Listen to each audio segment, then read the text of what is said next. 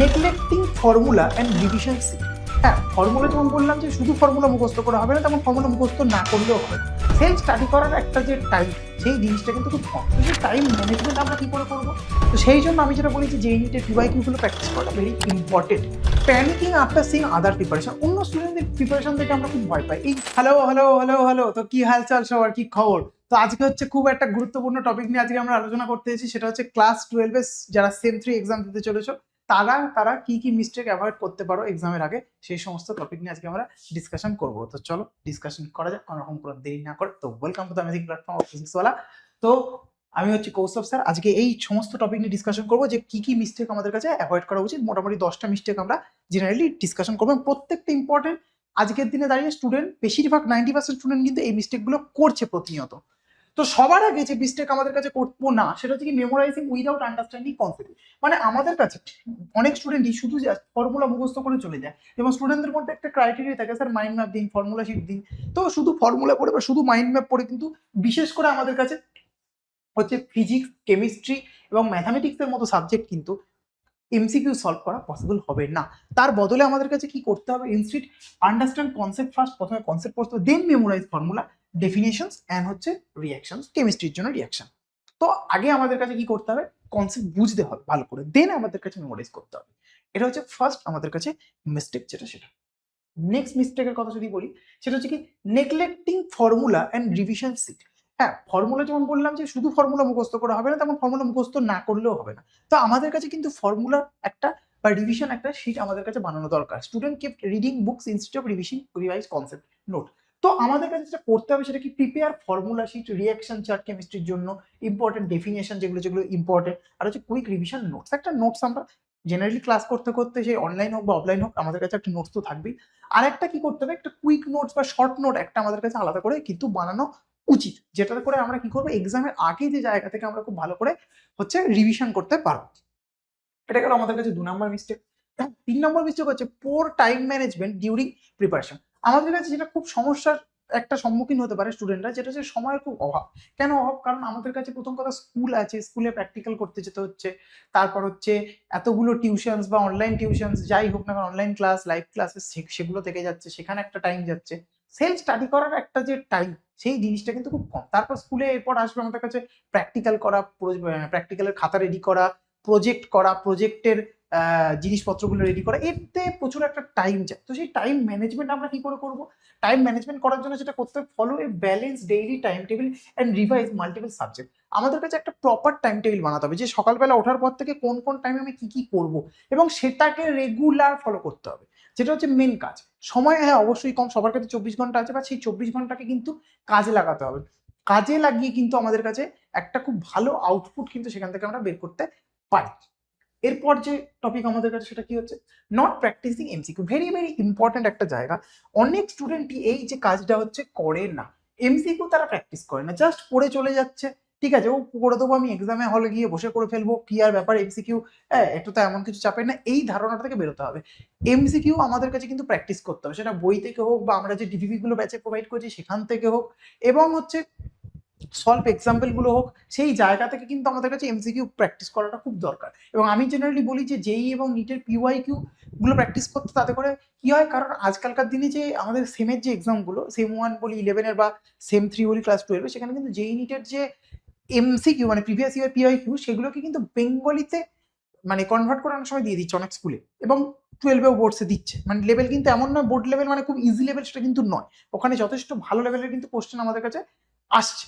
তো সেই জন্য আমি যেটা বলি যে জেই নিটের পিওয়াইকিউ গুলো প্র্যাকটিস করাটা ভেরি ইম্পর্টেন্ট। কেউ যদি মানে বলতে পারে স্যার আমি তো জেই নিট দেবো না, বাট তাও আমি বলবো প্র্যাকটিসটা করতে, কারণ ওই লেভেলেরই কিন্তু কোশ্চেন এখন আসছে।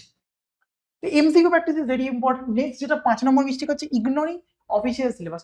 সব থেকে যেটা বড় কথা, অনেক স্টুডেন্ট সিলেবাসটাই জানে না। সেম এক্সাম আসার পর যে সিলেবাস আমাদের কাছে কি কি হয়েছে, সেই সিলেবাসটা আমাদের কাছে কিন্তু অনেকেই জানে না, যে কত দূর আমাদের কাছে সিলেবাস হবে।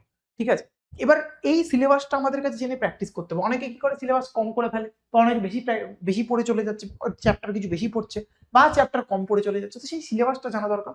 তো আমাদের করাটা কিছু, ডব্লিউবিসিএইচএসসির যে সেমিস্টার 3 সিলেবাস অফিসিয়াল, সেইখান থেকে একবার সিলেবাসটা আমাদের কাছে জেনে নেওয়া খুব ইম্পর্টেন্ট। বা তোরা যেখান থেকে পড়ছিস সেখান থেকেও অবশ্যই টিচাররা তোদেরকে সিলেবাস সম্পর্কে অ্যাওয়ার করবে। নেক্সট আমাদের কাছে যে মিস্টেক সেটা হচ্ছে কি প্যানিকিং আফটার সিইং আদার প্রিপারেশন। অন্য স্টুডেন্টদের প্রিপারেশন থেকে আমরা খুব ভয় পাই। এই 11-12 একটা স্টুডেন্টদের যে বিষয়টা হয় সেটা হচ্ছে অনেকে কি করে, পড়ে কম অন্যকে দেখায় বেশি, ঠিক আছে, পড়ে কম অন্যকে দেখায় বেশি। তাতে করে কি হয়, অন্য যে দেখছে যে আচ্ছা এ তো খুব বেশি দেখাচ্ছে, খুব একটা শো অফ করছে, এটা জানি কনসেপ্ট জানে, তো এটা দেখে না অনেকে প্যানিক করতে শুরু করে, আমি হয়তো কিছুই জানি না, আমি হয়তো সারা বছর কিছু পড়িনি।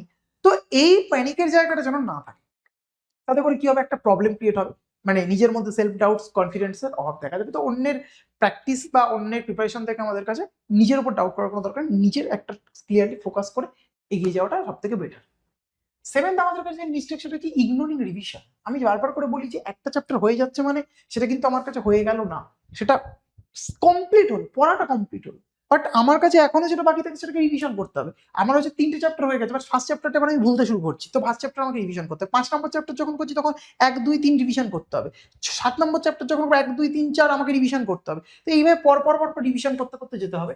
যার জন্য এখানে লেখা আছে কি dedicated last few weeks mainly for revision, মানে অবশ্যই লাস্টের দিকে তো আমরা রাখবোই, কিন্তু এমন নয় শুধু লাস্টের দিকে রিভিশন করবো, এখন থেকেই রিভিশন আমাদের করতে হবে। হয়তো আমি যদি বলি এখন আজকে আমার কাছে 4টে চ্যাপ্টার হয়ে গেছে, 1, 2, 3 নম্বর চ্যাপ্টার কিন্তু উইকে একবার কি দুবার করে কিন্তু রিভিশন করতে হবে, এবং সেখান থেকে কিন্তু কোশ্চেন প্র্যাকটিস করতে হবে।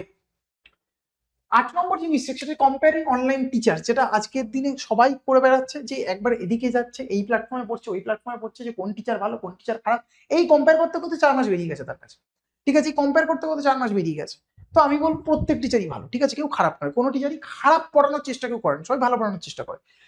যে কোনো একজন টিচারকে পার্টিকুলার ফিক্সড করে তার থেকেই পড়াটা বেটার আমি বলবো, যেটা ঠিক আছে, যে টিচার হোক সেই জায়গা থেকে পড়তে হবে। বারবার একবার এই টিচারের কাছে এটা পড়লাম, ওই টিচারের কাছে ওটা পড়লাম, তো সেখান থেকে কি হয়, একটা সমস্যা হয়। কারণ ফিজিক্সে যদি আমি বলি পার্টিকুলার একটার সাথে একটা চ্যাপ্টার কানেক্টেড আছে, সেখানে সেই কানেকশনটা যদি বিল্ড একজনের থেকে করি সেটা অনেক বেটার। একটা টিচারের থেকে ফার্স্ট চ্যাপ্টার বললাম, সেকেন্ড চ্যাপ্টার অন্য টিচার থেকে বললাম, আমার কাছে কিন্তু সেই লেভেলের আন্ডারস্ট্যান্ডিং বা সেই লেভেলের কনসেপ্ট কিন্তু বিল্ড আপ কখনোই ভালোভাবে হবে না।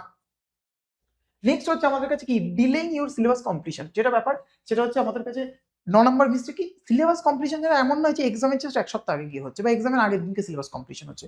মিনিমাম আমার কাছে 15 থেকে 20 দিন আগে সিলেবাস কমপ্লিশন দরকার, 1 মাস আগে হলে তো খুব ভালো, এবং বাকি টাইমটাতে ফুল রিভিশন চলবে, পুরো প্রথম থেকে শেষ রিভিশন এবং প্র্যাকটিস আমাদের কাছে করতে হবে। নেক্সট হচ্ছে আমাদের কাছে যেটা আসে ইগনোরিং হেলথ অ্যান্ড স্লিপ, যেটা সবাই আজকাল দিনে খুব ইগনোর করে।